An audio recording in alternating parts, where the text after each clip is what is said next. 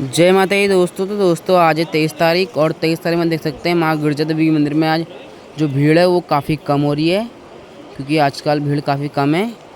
और जो यहाँ की दुकानें थी, दुकानें काफ़ी बन चुकी है। देख सकते हैं नीचे के साइड में आप ये देखेगा, जो इस साइड में दुकानें थी वो दुकानें बन चुकी हैं अभी, और इस साइड में तैयारी हो रही दुकान बनने की, ये देखेगा।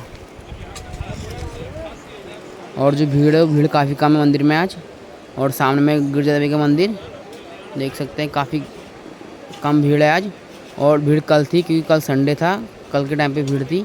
तो मिलते हैं आपको नेक्स्ट वीडियो में। जय माता।